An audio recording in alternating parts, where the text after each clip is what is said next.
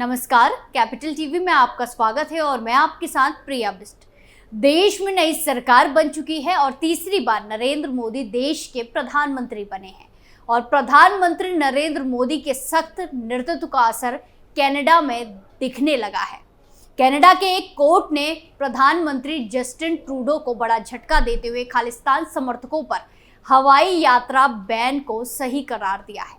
खालिस्तानी आतंकी हरदीप सिंह निज्जर की हत्या मामले में प्रधानमंत्री जस्टिन ट्रूडो को आरोप पर भारत के सख्त रुख अपनाने और उनके दावों को खारिज करने के बाद से ही कनाडा बैकफुट पर है। अब पहली बार कनाडा की एक अदालत ने देश की उड़ान प्रतिबंधित सूची से बाहर किए जाने की दो खालिस्तानियों की अपील को खारिज कर दिया है। कोर्ट ने दो सिख चरमपंथियों के प्रयास को ये कहते हुए नाकाम कर दिया कि ये संदेह करने के लिए पुख्ता आधार हैं कि वो आतंकवादी घटना को अंजाम देने के वास्ते परिवहन सुरक्षा या हवाई यात्रा के लिए खतरा होंगे। काबिले जिक्र है कि एक तरफ कनाडा की संसद खालिस्तानी आतंकी की बरसी पर उसे श्रद्धांजलि दे रही है और वहीं दूसरी तरफ कनाडा की कोर्ट ने माना है कि निज्जर के दो सहयोगियों को प्लेन में नहीं चढ़ने देने का फैसला सही है। खालिस्तानी नेताओं की तरफ से प्लेन को हाईजैक करने जैसी आशंका वाली रिपोर्ट के बाद कोर्ट ने फैसला सुनाया है। कनाडा में खालिस्तान समर्थकों ने लगाई अपनी अदालत, कनाडा उच्चायोग को नोटिस। खालिस्तान समर्थकों के सिर उड़ाने के बावजूद कनाडा के पीएम जस्टिन ट्रूडो चुप्पी साधे हुए हैं, लेकिन वहां के कोर्ट ने साफ कर दिया है कि वो खालिस्तानी समर्थकों को किसी भी तरह की छूट देने के पक्ष में नहीं है। पिछले दिनों कनाडा के वैंकूवर में भारतीय वाणिज्य दूतावास के बाहर एक बार फिर खालिस्तानी आतंकियों ने भारत के खिलाफ कथित जन आंदोलन आयोजित की थी। इस आंदोलन के आयोजन के बाद प्रधानमंत्री का पुतला भी फूंका गया। इसको लेकर भारत ने सख्त ऐतराज जताया था। कनाडा में खालिस्तान समर्थकों की निरंतर बढ़ती गतिविधियों को भारत ने बेहद गंभीरता से लेते हुए दिल्ली स्थित कनाडा उच्चायोग को राजनयिक नोटिस जारी किया है। ये घटना उस समय हुई है जब पिछले सप्ताह इटली में G7 समिट के दौरान पीएम मोदी और कनाडाई प्रधानमंत्री जस्टिन ट्रूडो की मुलाकात के बाद दोनों देशों के संबंध सुधरने की उम्मीद जगी थी। हालांकि इसके बावजूद कनाडाई संसद ने खालिस्तानी आतंकी हरदीप सिंह निज्जर की याद में मौन रखकर शोक जताया था।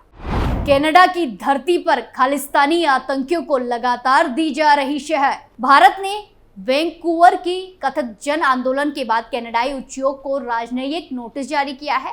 इस मौखिक नोटिस में कनाडा की धरती पर खालिस्तान आतंकवादियों को लगातार दी जा रही शह पर गंभीर आपत्ति और नाराजगी जताई है। भारत ने कनाडा को साफ कहा है कि उसकी धरती पर खालिस्तानी आतंकियों के प्रदर्शन और जन आंदोलन लगाना दोनों देशों के संबंध में भारी गतिरोध ला सकता है।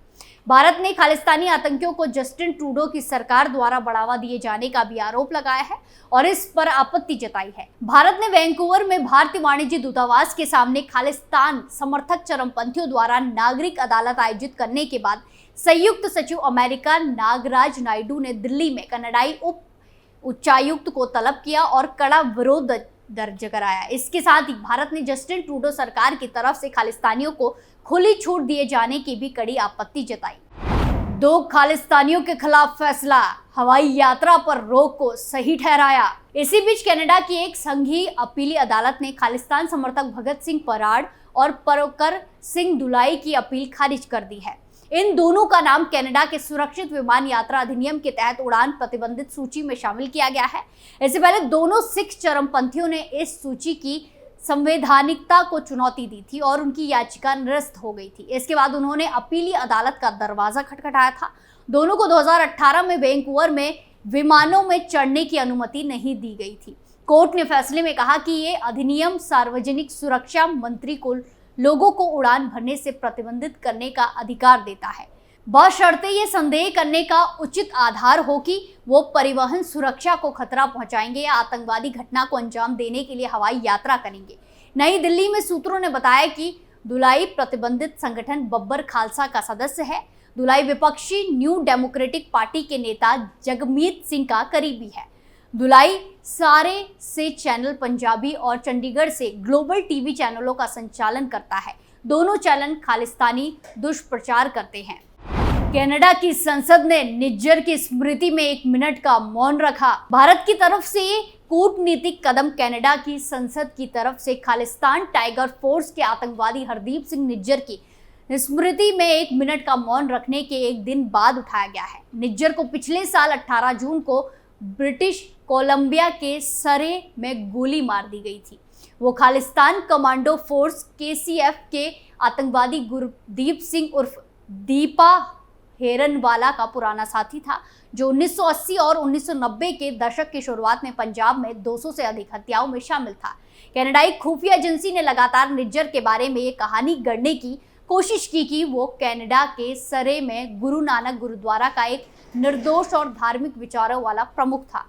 कनाडाई प्रधानमंत्री भारत विरोधी प्रचार पर जानबूझकर कोई नकेल नहीं कस रहे। इस महीने की शुरुआत में इटली में G7 शिखर सम्मेलन के दौरान प्रधानमंत्री मोदी और ट्रूडो के बीच संक्षिप्त मुलाकात हुई। ट्रूडो अपनी धरती से खालिस्तानियों द्वारा चलाए जा रहे भारत विरोधी प्रचार पर जानबूझकर कोई नकेल नहीं कस रहे हैं। पिछले साल कनाडा की संसद में ट्रूडो ने निज्जर की हत्या में भारतीय एजेंटों की भूमिका का आरोप लगाया था, लेकिन अभी तक अपने आरोपों को पुख्ता करने के लिए कोई सबूत नहीं दिया है। पिछले महीने विदेश मंत्री S जयशंकर ने कहा था कि सरकार ने प्रत्यार्पण के लिए 25 लोगों के नाम दिए हैं, लेकिन ट्रूडो की सरकार की ओर से कोई जवाब नहीं आया है। इस सूची में कुख्यात गैंगस्टर और कनाडा में शरण लिए हुए खालिस्तानी समर्थक आतंकवादी शामिल हैं।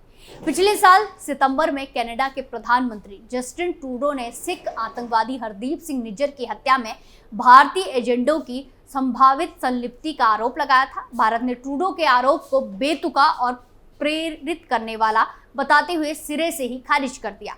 दरअसल खालिस्तान समर्थक की आड़ में कनाडा के प्रधानमंत्री जस्टिन ट्रूडो वोट बैंक की राजनीति कर रहे हैं। वो खालिस्तान से जुड़े न्यू डेमोक्रेटिक पार्टी के समर्थन से अल्पमत की सरकार चला रहे हैं, जिसे भारत विरोधी जगमीत सिंह चलाते हैं।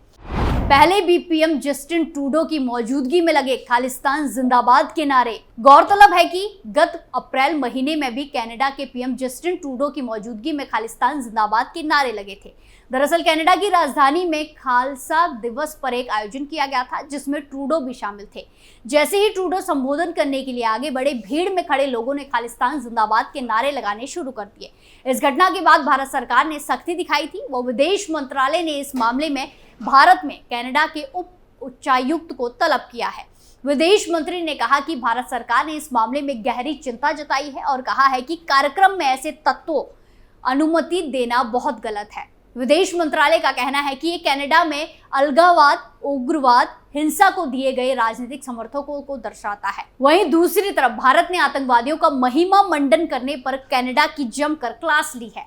कनाडा में आए दिन आतंकवाद का महिमा मंडन करने वाले कृत्यों को निंदनीय बताते हुए भारत ने कहा कि ये दुर्भाग्यपूर्ण है कि यहाँ कई मौकों पर नियमित रूप से ऐसे कृत्यों की अनुमति दी जाती है। भारत ने कहा कि सभी शांति प्रिय देशों और लोगों को कनाडा की ऐसी प्रवृत्ति की निंदा करनी चाहिए। भारतीय उच्चायोग ने 1985 के कनिष्ठ बम विस्फोट की 39वीं बरसी पर कहा कि आतंकवाद की कोई सीमा, राष्ट्रीयता या नस्ल नहीं होती, मगर कनाडा आतंकवादियों को आश्रय देता है। 1985 के विमान धमाके में 329 लोगों की मौत हो गई थी, जिसमें से ज्यादातर भारतीय मूल के कनाडाई नागरिक थे। इस घटना को अंजाम देने के पीछे खालिस्तानी आतंकियों का हाथ होने की आशंका थी, मगर आज तक कनाडा की ओर से इस दिशा में कोई कार्रवाई नहीं की गई है। मॉन्ट्रियल नई दिल्ली एयर इंडिया कनिष्ठ उड़ान संख्या 182 में 23 जून 1985 को लंदन के हीथ्रो हवाई अड्डे पर उतरने से 45 मिनट पहले विस्फोट हो गया था, जिससे विमान में सवार 86 बच्चे समेत सभी 329 लोग मारे गए थे। माना जाता है कि साल 1984 में स्वर्ण मंदिर से आतंकवादियों को बाहर निकालने के लिए चलाए गए ऑपरेशन ब्लू स्टार के जवाब में सिख आतंकवादियों ने कनिष्क बम विस्फोट को अंजाम दिया था। ओटावा के भारतीय उच्चायोग और टोरंटो तथा वैंकूवर में भारतीय के वाणिज्य दूतावास ने 1985 में आतंकवाद के घृणित कृत्य में मारे गए लोगों की याद में रविवार को एक कार्यक्रम का आयोजन किया था। भारतीय उच्चायोग ने बयान में कहा कि इस कायरतापूर्ण कृत्य को 39 साल पूरे हो गए, लेकिन दुर्भाग्यपूर्ण रूप से आतंकवाद ने आज अंतर्राष्ट्रीय शांति और सुरक्षा के लिए खतरे का रूप धारण किया है। इसमें कहा गया है कि 1985 में AI-182 में बम विस्फोट समेत आतंकवाद का महिमा मंडन करने वाले कोई भी कृत्य निंदनीय है और सभी शांति प्रिय देशों तथा लोगों को इसकी निंदा करनी चाहिए। ये दुर्भाग्यपूर्ण है कि कनाडा में कई मौकों पर आए दिन ऐसे कृत्यों को अनुमति दी जाती है। कनिष्क बम विस्फोट को कनाडा के विमान इतिहास में अब तक की सबसे भयावह घटना बताते हुए भारतीय उच्चायोग ने कहा कि ये घटना न केवल पीड़ित परिवारों बल्कि पूरी मानवता के लिए एक अपूर्णीय क्षति रहेगी। उसने कहा कि इस घृणित कृत्य के साजिशकर्ता अभी भी आजाद घूम रहे हैं।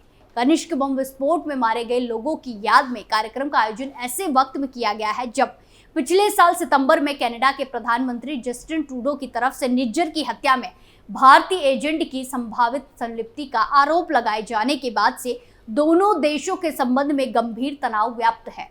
भारत ने ट्रूडो के आरोप को बेतुका बताते हुए खारिज कर दिया था। भारत लगातार कहता रहा कि दोनों देशों के बीच मुख्य मुद्दा यह है कि कनाडा अपनी धरती से संचालित खालिस्तान समर्थक तत्व कोई लगाम नहीं लगा रहा है। यानी कुल मिलाकर कनाडा पूरी तरह से बैकफुट पर है और ये शायद पहली बार हुआ है जब कनाडा में खालिस्तानियों को सजा मिली है। स्पेशल स्टोरी में फिलहाल के लिए इतना ही। बाकी तमाम खबरों के लिए देखते रहिए कैपिटल टीवी। नमस्कार।